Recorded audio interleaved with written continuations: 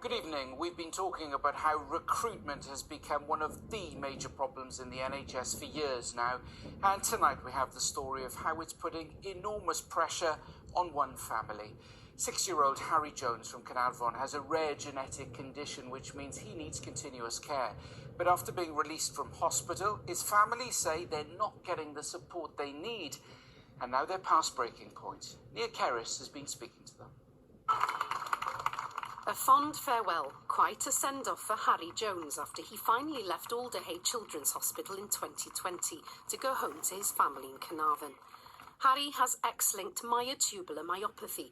His muscles don't work, so he can't walk or sit up and breathes through a ventilator and tube in his throat. After he came home, a private company were contracted by Betsy Cadwallader Health Board to provide day and night care. But when the company suddenly pulled out in March last year, the Health Board took over and the family say that the lack of support has put an enormous strain on them. It's basically down to a couple of staff that are from agencies, bare minimum, to the point that at the worst, Ellen's done 12 days, 12 nights non-stop. Her basic hours is 36 hours without sleep. With Michael himself suffering from a serious illness which left him in a coma, his partner Ellen is often left to care for Harry on her own, and she herself had suspected meningitis a few weeks ago.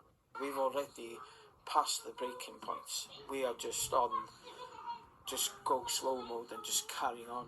We're completely empty. You want to go to school and see who your friends? Yeah. A bright little boy, Harry would love to attend school, but has only been able to go a handful of times due to the situation. These are rare conditions that have very complex care needs, so finding appropriate staff and training them up to a standard where they are able to use tracheostomy equipment, non-invasive ventilation, feeding tubes, etc., is a much more difficult process. The Health Board says they're committed to providing Harry's care themselves due to a lack of suitable external agencies.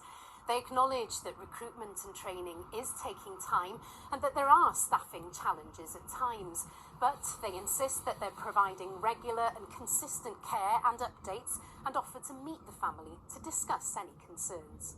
With Harry's condition so severe, the family are worried what lies around the corner.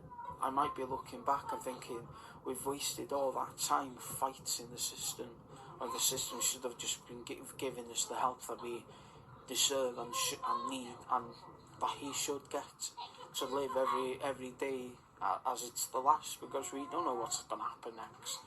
As Harry and his family hope for more support, they'll keep on focusing on making memories and being there for their son through all the challenges.